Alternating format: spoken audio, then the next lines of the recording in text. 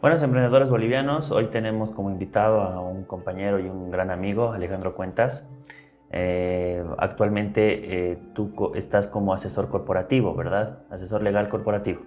Hola Teddy, así es mi rama de ahora de trabajo, ¿no? Me Ujú. dedico al derecho corporativo. Buenísimo. Hoy vamos a hablar del asesoramiento legal en la empresa, ¿no? La importancia de un buen asesoramiento.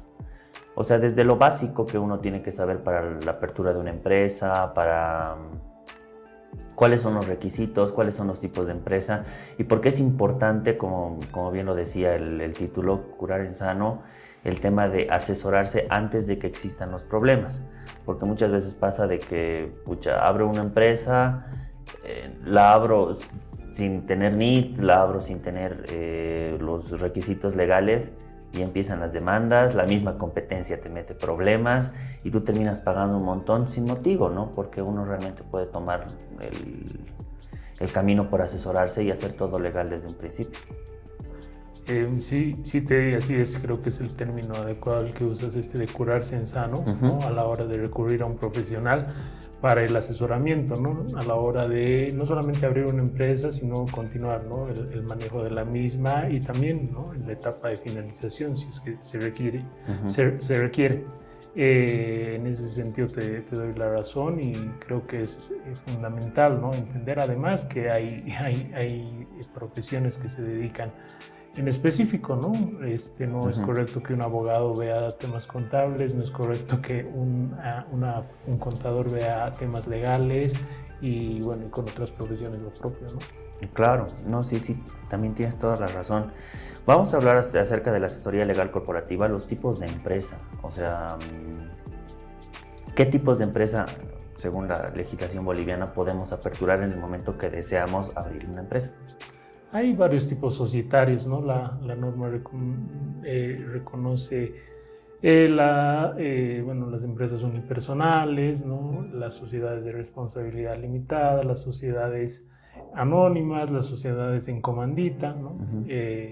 Y bueno, creo que esas son las que reconoce el código.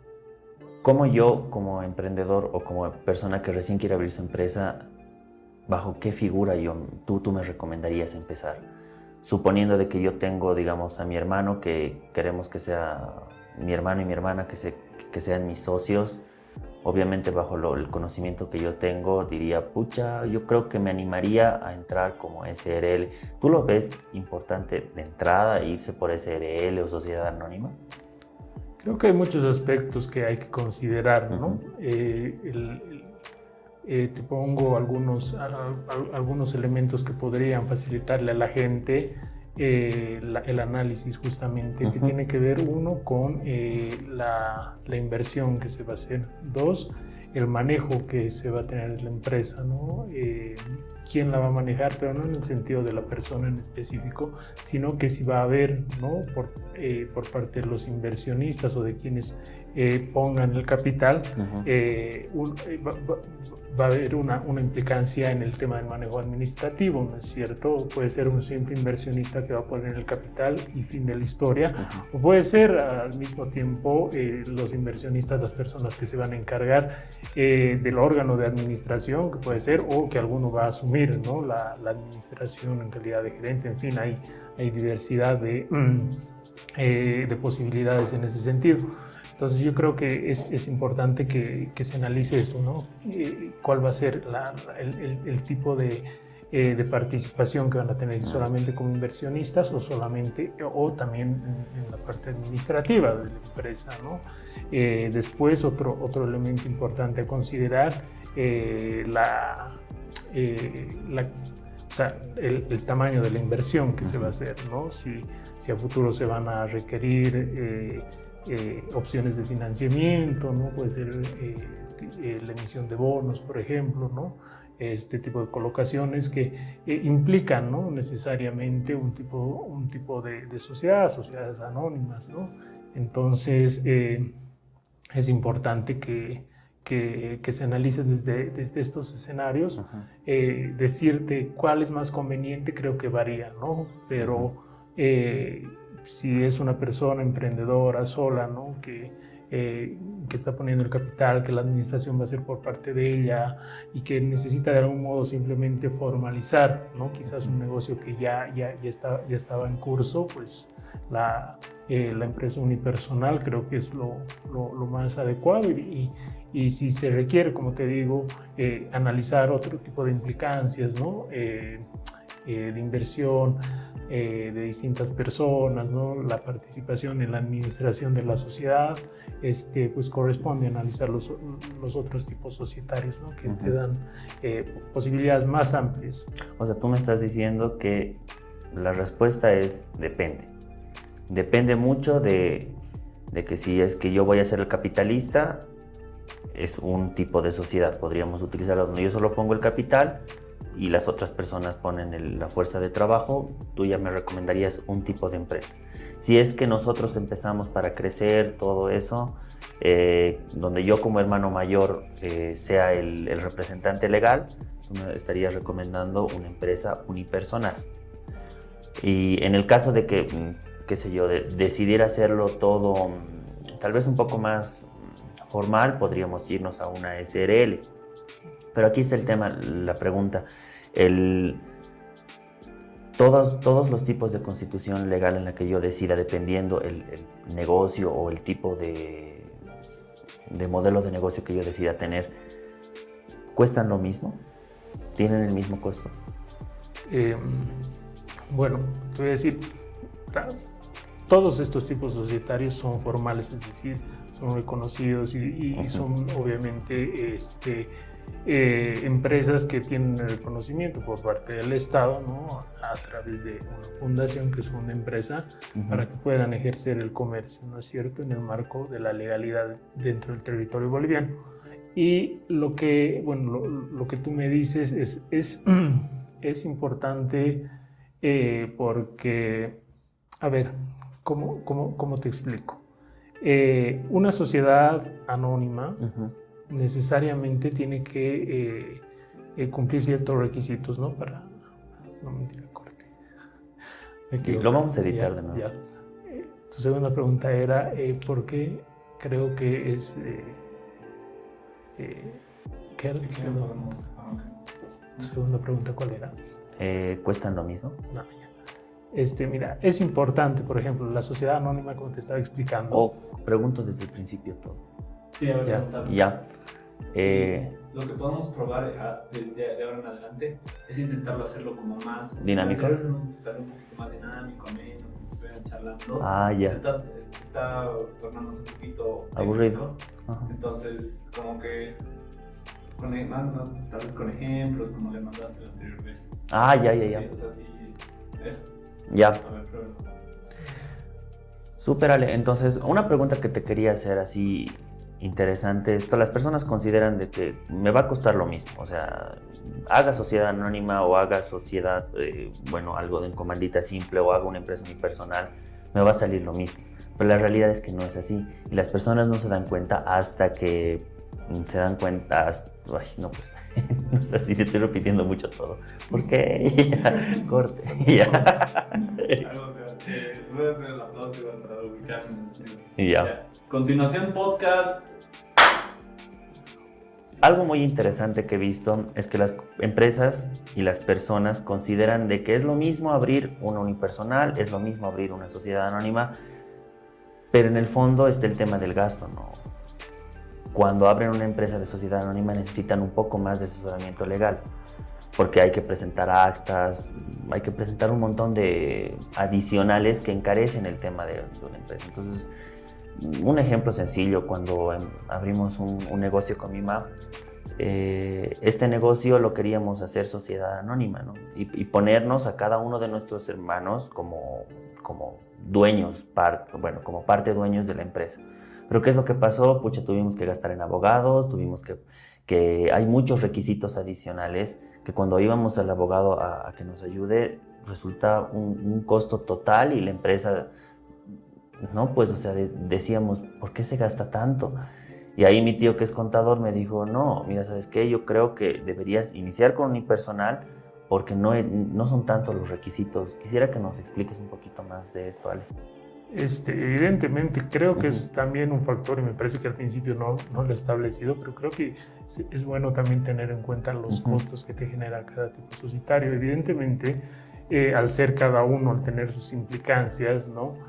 Evidente, vamos de una unipersonal a una SA, como una sociedad en comandita, que bueno, tiene un manejo más complejo y que requiere de mayor asesoramiento desde el inicio, ¿no? Desde las actividades de iniciación, ¿no? Desde su constitución, ¿no? Necesitan de otros requisitos que deben ser cubiertos por, evidentemente, como te decía al principio, profesionales. Entonces, lo propio para el cierre. Entonces, evidentemente, es un aspecto a analizar, ¿no? Y quizás puede ingresar dentro del aspecto que te decía, el tamaño de la inversión que se va a hacer, ¿no? Evidentemente, una sociedad anónima necesita, ¿no? Mayor asesoramiento, mayores requisitos, ¿no? Documentos adicionales que una SRL, por ejemplo, y que implican, ¿no? un costo mayor en honorarios seguramente a los profesionales que coadyuven en todo este manejo, y también en el momento, por ejemplo, de hacer el registro de actos comerciales obligatorios, ¿no? que se hace en fondo de empresa. Entonces, en ese sentido, es un aspecto a considerar, y sí, varían los costos. Hay costos más elevados, costos más reducidos en cada tipo societario, ¿no? Yo, suponiendo un cliente tuyo, quiero empezar a abrir una empresa. ¿Qué pasos tengo que seguir? ¿Dónde tengo que comenzar? ¿Tengo que ir primero a impuestos? ¿Tengo que pasarme a la alcaldía para sacar la patente correspondiente? ¿Cómo empiezo? O sea, ¿cuáles son los pasitos que tengo que seguir para que mi empresa funcione y no tenga ningún problema? Claro. Siguiendo con el concepto que creo que lo has mencionado al inicio de curarse en sano, primero creo que buscar asesoramiento. Buscar asesoramiento con profesionales que sepan, ¿no? de creación, el desarrollo de empresas, obviamente en temas contables, legales, ¿no? Administrativos, por supuesto, no sé si se requiere marketing, en fin, todo lo que implique la creación de la empresa, ¿no? Posteriormente creo que es necesario lograr el reconocimiento, ¿no? de la empresa como una entidad precisamente comercial, ¿no? Y para ello es necesario que se le otorgue una matrícula de comercio, que si quieres el certificado de nacimiento, ¿no? para una empresa, ¿no? Así te hago esa asociación para que bueno, suene más didáctica la explicación, ¿no? Posteriormente, ¿no? seguramente se pedirán, dependiendo del tipo de societario que se elija, ¿no? La apertura en un banco de una cuenta, ¿no? de una sociedad de información. Inmediatamente es importante, ¿no? que se cumpla el requisito también de tributar, ¿no? que tiene que ver con la otorgación del número de identificación tributaria una vez constituida la sociedad, obviamente, y posteriormente otros actos, ¿no? Inherentes al funcionamiento, por ejemplo, la licencia, ¿no? La licencia, el pago de patentes municipales, ¿no? que van a variar seguramente en cada municipio, porque es una competencia municipal y así, Teddy, ¿no? Y al último te vas al Ministerio de Trabajo para recién, ahí yo puedo inscribir a mis empleados. Es necesario, es necesario hacerlo, ¿no? Entonces, recapitulando, para empezar, el certificado de nacimiento de la empresa tendría que ser Fundempresa. Fundempresa, de ahí me voy a Impuestos Nacionales para sacar el número de identificación tributaria. Posterior a eso me voy, si es que corresponde, a sacar la patente municipal, ¿no? O conjuntamente. Conjuntamente. Se puede, si bien te van a pedir el NIT, pero es posible irlas tramitando, ¿no? Correcto. Pero yo creo que lo fundamental es obtener la matrícula y el NIT. Y los empleados recién se pueden establecer cuando, bueno, se pueden registrar cuando yo ya tenga los primeros pasos. Claro, los primeros pasos y el ROE, ¿no? Y el ROE. Ya, perfecto. Sí, esto es bueno saber, ¿no? Porque a veces uno va a querer registrar en el Ministerio de Trabajo y dice, ¿dónde está su NIT? Y no hay NIT. ¿Por dónde empiezo? O por dónde empiezo, o si no, me empieza con el NIT. Bueno, pese a que no existe una correlación entre, comienzo con el NIT, y también puedo ir a Fundempresa, no te piden o es necesario que comencemos sí o sí por Fundempresa. Es necesario, es necesario que se empiece por Fundempresa porque, como te digo, es el certificado de nacimiento la matrícula, en realidad va a ser el certificado de nacimiento, digamos, ¿no? De la empresa. Entonces, ¿cuáles son o sea, qué pasa si es que yo como persona me olvido hacer todo esto, empiezo ya a vender y bueno, vienen ya los problemas, ¿no? ¿Qué problemas son los que vienen si es que yo decido vender sin haber seguido estos pasos de constitución legal? claro, son sociedades de hecho, ¿no? Uh-huh. Son sociedades de hecho. Bueno, pueden ser muchos, ¿no? Dependiendo de por dónde vengas, ¿no? La ilegalidad, si se quiere. Es decir, si tú has contratado personal, por ejemplo, ya que estamos hablando del tema de personal, se ha contratado personal al no tener la matrícula de comercio, al no tener el NIT, evidentemente Y ni no siquiera estás estás registrado en el cumpliendo. Ministerio del Trabajo. Exactamente, no estás cumpliendo. Bueno, lo más posible es que no estés cumpliendo con las cargas laborales, Uh-huh. ¿no?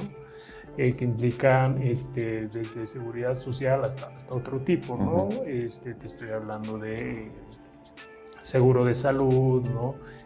Aportes a los fondos de pensiones, en fin. Entonces, eso implica, ¿no? Implica multas, implica también sanciones de otro tipo, ¿no? Si es que se incurre. Claro, que en realidad los podríamos ilegalidades. evitar completamente, ¿no? Evidentemente que eran evitables, Uh-huh. pero que obviamente que a futuro, o sea, te conllevan el cumplir con las sanciones si se te imponen, y después obviamente la obligatoriedad de hacer formal tu negocio, tu empresa, ¿no? Retrotrayéndote, Uh-huh. ¿no? A lo que debiste hacer en un inicio, que es precisamente de enmarcarte en el marco legal, Uh-huh. ¿no? Una cosa que también he visto, tanto por experiencia propia como por experiencia de otros amigos y amigas, abren la empresa, siguen todos los pasitos que tienen que seguir, y aquí vienen los primeros problemas, que son los problemas laborales. Porque uno ve, no le gusta un empleado y lo bota, ¿no? Pero ahí ya viene, pucha, el problemita que, ¿por qué no le has llamado la atención primero? O sea, porque son 3 memorándums de llamada de atención y recién tú puedes despedir para evitar el tema de cargas sociales. Obviamente, y eso es lógico porque una persona, un empleado que tú tienes tal vez no siga las normas establecidas, pero las palabras se las lleva el viento, ¿no? Tiene que estar anotado y tiene que haber un registro de que esa persona ha tenido esa falta, ¿no? Claro, a ver, partiendo de la visión, ¿no? Que en este caso creo que tiene el programa del emprendimiento, ¿no? Uh-huh. y de quien está desarrollando un negocio, una empresa, pues sí, yo creo que hay que cambiar un poquito el chip de evitarlo, ¿no? Porque Uh-huh. muchas veces la gente agarra y Impulsiva. como finalidad evitar cargas sociales. Claro. Evitar cargas sociales, y creo que ese es un concepto que debiera salir, ¿no? de la cabeza de estas personas. Si bien efectivamente hay en Bolivia un proteccionismo desmesurado para el trabajador, ¿no? En desventaja del empleador, Uh-huh. creo que es bueno, ¿no? Cambiar el chip. Y como tú dices, lamentablemente, bueno, hay un régimen tan rígido, ¿no? De contratación laboral, que yo siempre lo asocio al matrimonio religioso, ¿no? Uh-huh. Que, ¿no? Pareciera hasta que la muerte los separe. Uh-huh. Y eso evidentemente desincentiva, ¿no? Al empleador a la hora de contratar. Claro, desmotiva al emprendedor en realidad, porque un emprendedor con todas las de la ley entra legalmente con todo, con su licencia de funcionamiento, con su NIT, pero después viene, hasta los mismos familiares le meten problema, ¿no? De decir, no, tú no me has pagado lo que deberías pagarme, tú no me estás pagando horas extra. Y bueno, al final decide desvincular a la persona, pero no se da cuenta que no le llamó la atención en su momento, pero de manera respaldada. Y ahí vienen pues un montón de cargas que tienes que pagar el desahucio, que son 3 meses de salario, y adicional su finiquito, que en el caso de que no haya cumplido un año tienes que pagar un finiquito que corresponda a las duodécimas de cada... Por día, bueno, por día, por mes, por todo el tiempo que ha estado en la empresa. Y ahí, bueno, yo pongo como recomendación, en algún momento con mamá tuvimos un jardín infantil, y este jardín infantil mamá ama a los niños así. Y en una de esas, uno de los niños no tenía su nariz bien limpiada. No, mamá se enojó y le dijo, no puedes tener al niño de esta manera, que no sé qué. Obviamente la riñó en privado, ¿no? Pero posteriormente la desvinculó, pero de manera impulsiva. O sea, no se dio el momento de llamar la atención, tener un respaldo, todo. Y con justa razón, el empleado fue, se quejó, dijo, no, me están botando, me dijo que no venga el día de mañana. Y bueno, pague. Hemos tenido que pagar un montón, pese a que la empresa recién estaba iniciando, ¿no? Entonces fue una carga bastante fuerte que tuvimos que asumir con mi mamá. Pero aprendimos con eso, ¿no? A no ser impulsivos, respirar un poco, decir, bueno, has faltado las normas, el niño tú no estás cumpliendo como maestra tal vez, o ten más cuidado, pero aquí está tu llamada de atención. Va a darle la llamada de atención y nos hubiéramos librado de todo eso. Nosotros no sabíamos de administración. Entonces, a veces son cositas que uno tiene que saber, ¿no? El tema de la administración del personal y todas las cargas sociales que involucran los despidos. Porque un despido no es te vas y listo, ya, es analizar. Exactamente, ¿no? Tiene que ver con el tiempo en el que ha trabajado, si hay causales, ¿no?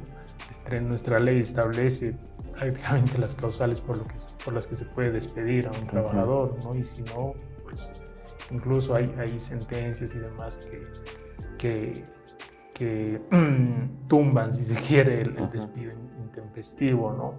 Entonces, en ese sentido creo que es importante lo que tú dices, porque hay que decirle a la gente que siempre partiendo de la desigualdad, digamos, ¿no? Histórica, claro, entre trabajador y empleador, la carga de la prueba siempre la tiene el empleador, es decir, que él debe probar, ¿no es cierto?, lo que alega, ¿no? Claro. Mientras que no la tiene el trabajador, ¿no? En ese sentido, el empleador tiene que saber, como tú dices, ¿no? Asesorarse administrativamente, teniendo todos los descargos, ¿no? Por ejemplo, en el caso de los trabajadores, bueno, ¿no? Horas de ingresos, incumplen horarios, ¿no? Y eso va incluso hasta en el tema familiar, ¿no? Porque hay muchas personas que dicen, no, yo te contrato a mi sobrino, contrato a mi mamá, contrato a mi papá, o quién sabe, tal vez tus papás te contraten a ti y a tus primos, pero pese a que igual hay esa relación familiar, yo creo que uno tiene que poner las normas incluso más establecidas, llenar el contratito, decir, mira, ¿sabes qué? Somos familiares, yo te quiero un montón, pero estas son tus obligaciones, pasarle, y para que no hayan problemas sucesivos, porque a veces por esa delicadeza que uno suele tener, bueno, vienen los problemas después por el hecho de ser familiar, sí. Entonces yo considero, ¿no? ¿Tú qué opinión me das? El anotar absolutamente todo, el decir, te estás trabajando conmigo, pero esas son tus obligaciones, ¿no? Y tú tienes, ojo, que asumir la responsabilidad bajo cualquier error, y yo también tengo la disposición de ascenderte o de remunerarte conforme a tu esfuerzo, ¿no? Claro, y como tú dices, o sea, hay que ponerlo formalmente. La mejor manera es hacerlo mediante un contrato, si bien los contratos verbales son reconocidos por la legislación, ponerlo en un contrato por escrito, ¿no es cierto? Y hacerlo visar en el Ministerio de Trabajo, ¿no? Ah, eso no sabía, o sea, ¿es necesario que para que esté visado siempre por el Ministerio? Bueno, no es necesario, no es que si no está visado no existe la relación laboral. Pero tiene más peso. Evidentemente, ¿no? Y así también el trabajador se evita cláusulas abusivas, ¿no? Por ejemplo, tu obligación va a ser trabajar 15 horas diarias, algo que es totalmente ilegal y abusivo, digamos, ¿me entiendes? Entonces, sí, obvio que sí. Entonces, obviamente, a partir de ello es conveniente hacer el visado de los contratos, ¿no? Ojo que esas 15 horas también pasamos por ciertos casos, ¿no? Estoy trabajando 15 horas. Pero es porque no has terminado tu trabajo. Un trabajo que estadísticamente deberías haberlos acabado en 8, ¿no? Claro, y ahí te sirve, o sea, las obligaciones que tiene el empleador, que deben estar igual en el contrato, ¿no es cierto? O finalmente en un manual de funciones, dale, aquí está tu contrato y aquí están todas sus funciones, evidentemente, ¿no? De momento me parece que los reglamentos están, por la poca voluntad política de las autoridades, se ha dejado sin efecto el tratamiento y aprobación de reglamentos que tienen que pasar necesariamente por el Ministerio de Trabajo, ¿no? para poder ser alegados, ¿no? A futuro. Entonces, lamentablemente no hay, y por eso digo que la mejor arma es delimitar cuáles son las funciones, obligaciones, responsabilidades del trabajador y también de la empresa, ¿no es cierto? En el mismo contrato, ¿no? Seguramente se van a establecer también aspectos importantes para proteger al trabajador, ¿no? Y todo eso, siempre y cuando cumpla con los requisitos legales, ¿no? Ese contrato, pues seguramente el ministerio lo va a avisar y bueno, estará ahí una copia y seguramente el trabajador tendrá otra copia y el empleador también, en caso de que hubiera a futuro alguna disidencia, ¿no? O una interpretación errada, si se quiere, ¿no? De la relación laboral propia o de alguna parte en el contrato. Regla inquebrantable, siempre firmar contrato, toda la vida. y eso es algo que tiene que estar de rigor. Alguna vez tuve algún, no sé, tal vez roce o malentendido con familiares que decían, pero ¿por qué me estás haciendo firmar? No soy tu familiar. y era precisamente por eso, porque sabemos de que ponemos las cosas claras, una firmita. Incluso hasta mi mamá, mi papá, todo es firmando, aunque sea en un papel, de que estamos quedando en eso. No solo por el tema de que me puedan engañar, porque obviamente es mi familia, yo confío plenamente, pero es mejor tener las cosas claras y saber que uno es así, ¿no? A veces es mejor evitarse la vergüenza del momento o tal vez pasarme tal vez un poco de lanza, no sé cómo sería el término, de decir, no, por favor, fírmame estito, así. Sí, y aquí ya viene otra cosa, ¿no? Si realmente, y ahí medio que filtras al tipo de empleado con el que estás trabajando. Si tú les pasas el manual de funciones, les pasas todo, y ellos no quieren firmar un contrato, ya ves realmente qué intenciones tienen, ¿no? Claro. Tal vez de no trabajar, o tal vez decir, no, pero yo he quedado que no iba a hacer esto, o que no iba a tener esta cantidad de producción. Para evitar esos problemas, yo creo que 1000 veces firmar. Y ahí volvemos a lo que te decía antes, ¿no? La carga de la prueba la tiene el empleador, ¿no? No la tiene el trabajador. Entonces, quien debe probar es el empleador, ¿no? Y como pruebas, pues es complicado, si bien se utilizan todos los medios de prueba, pero es complicado probar algo que sea en una conversación, por ejemplo, ¿no es cierto? Entonces, en ese sentido, es mejor tenerlo por escrito. Respecto a lo que decías de de las personas que trabajan entre familiares, bueno, incluso el razonamiento jurídico nos dice que ese pensamiento está equivocado. ¿Por qué? Porque ya al haber una matrícula de comercio, ya es una empresa, es una persona jurídica, ¿no es cierto? Y se va a dar una relación comercial, ¿no es cierto? O laboral con otras personas, ¿no? Y como te digo, en cualquiera de los dos ámbitos. Entonces, a partir de ello, o sea, no es que están haciendo un contrato civil entre familiares, ¿me entiendes? O sea, ya hay una empresa. Entonces, y el contrato es con la empresa, ¿me entiendes? Un error frecuente que se ve es el tema de las denuncias. ¿Por qué digo error? Porque nosotros podemos evitarlo, no es un error que tenemos que aprender y evitar. Las denuncias que vi cada vez que pasaba por el Ministerio de Trabajo, ya sea a cobrar o hacer algún trámite, las primeras denuncias que te dan en temas de papeles y todo eso, o sea, constitución legal, es tu misma competencia.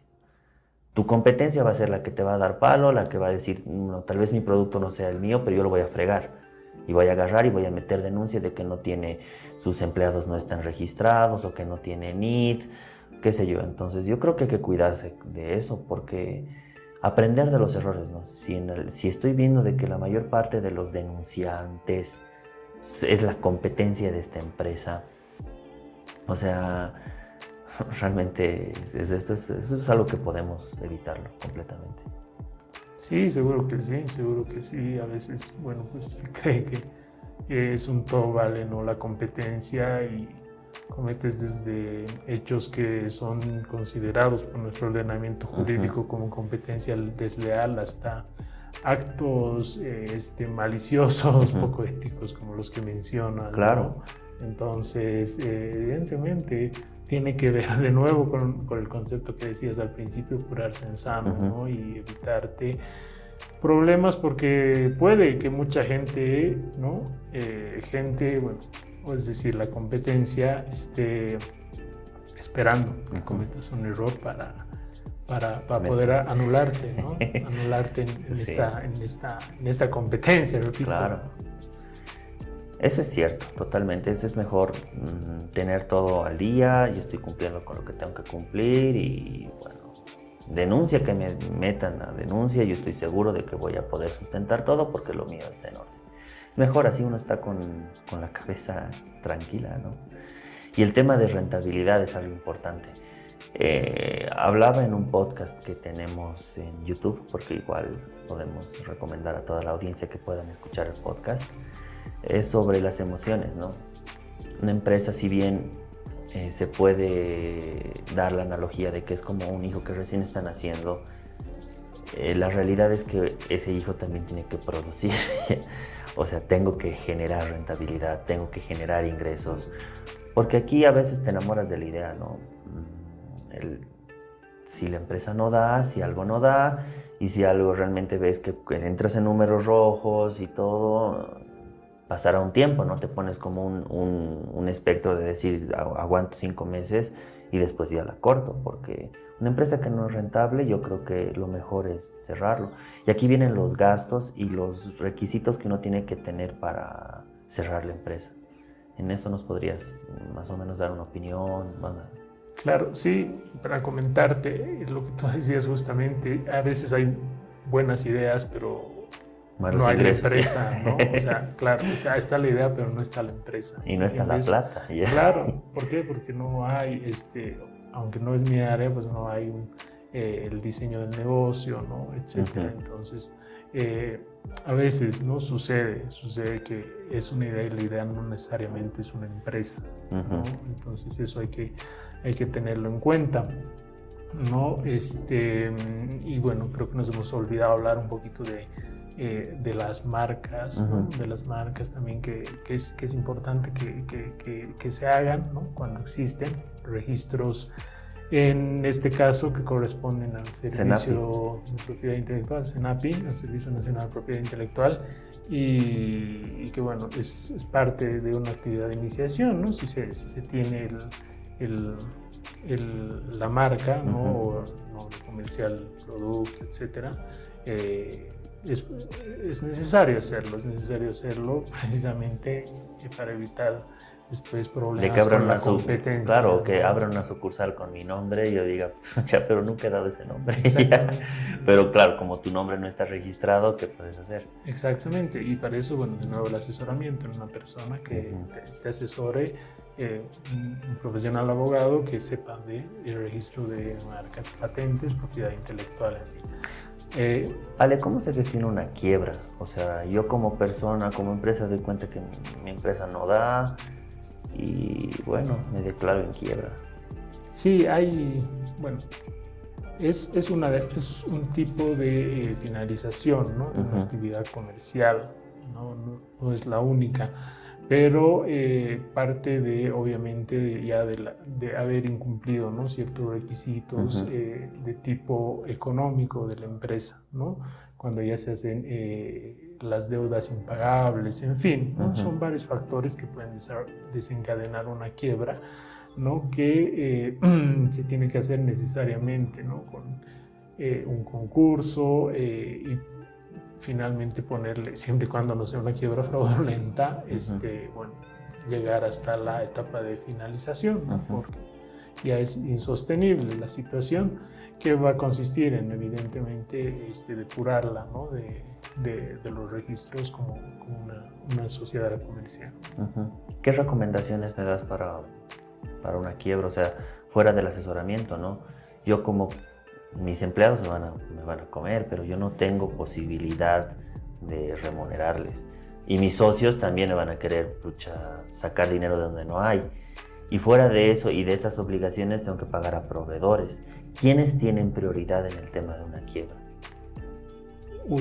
A ver, evidentemente, bueno, en el primer punto, lo que se puede cobrar, ¿no? Que prácticamente es un tema de posibilidad, bueno, se va a limitar al aporte de los socios o la cuota de los accionistas, ¿no? Hasta donde alcance. Hasta donde alcance. Si me da un remanente más, ¿a quién pago? ¿A los empleados o a los proveedores? Por eso te decía el concurso, ¿no? Hay tipos de deuda, ¿no? O sea, tendría que verse la deuda en específico, Ajá. pero me parece que tienen prioridad de inicio los trabajadores, Claro. ¿no? Porque son cargas de tipo de seguridad social, laborales, ¿no? Uh-huh. Entonces, obviamente hay que ver el tipo de deudas. Hay, ¿no? Un orden de prioridad, ¿no? Uh-huh. Que se les asigna, que bueno, ya la ley les asigna, y entonces, de acuerdo a ello, posiblemente existan acreedores que se van a quedar sin pago y que no van a poder perseguir, ¿no? Además ese pago, porque ya es, como tú dices, un proceso de quiebra, siempre y cuando no sea fraudulento, Uh-huh. te digo, no sea una ficción de la ley o un aprovechamiento de la ley para evadir obligaciones. Sí, es bueno saber eso, ¿no? Porque a la larga, con tanta desesperación, tú pagas a quien más hincha, Claro. a quien más te molesta, pero Sí, nuevamente nos vamos por el lado legal, que es mejor asesorarse y decir, disculpen, por favor. Es un tema muy delicado, o sea, te Uh-huh. estoy dando pincelazos Uh-huh. de lo que podría ser o de lo que me imagino en este momento, ¿no? Uh-huh. Un proceso de quiebra, pero obviamente hay un montón de requisitos, ¿no? Uh-huh. Legales, contables, que tienen que ver también con la decisión de quiénes son los propietarios ya sea de las cuotas o de las acciones, en fin, y tiene su complejidad, ¿no? Creo que los procesos de finalización de actividades comerciales creo que es uno de los más delicados. Quizás en otra oportunidad podríamos hablar específicamente en un podcast de esto y de todo lo que implica. Claro, de ¿no? las liquidaciones y las quiebras, ¿no? Exactamente, pero como te doy un pantallazo de y es bueno que saber, se puede tener en es cuenta. bueno saber que hay una ley incluso hasta para eso. Pucha, estoy quedando en quiebra. No es solo quedar en quiebra y dejar así las cosas, ¿no? Tengo que igual declarar que estoy en quiebra. Tengo que mostrar de que aunque no exista movimiento, nada, igual tengo que declarar en cero, ¿no? Porque a veces es el riesgo de que uno no declara, dice, no he vendido nada, no declaro nada, no es así. Porque claro, evidentemente muchas veces se dan abandonos, Uh-huh. ¿no? O sea, ha pasado una textilera acá famosa en Bolivia, o sea, se abandona simplemente, ¿no? Se Uh-huh. abandona la empresa y bueno, tienes los trabajadores, tienes acreedores, tienes un montón de otros inventarios, Uh-huh. ¿no?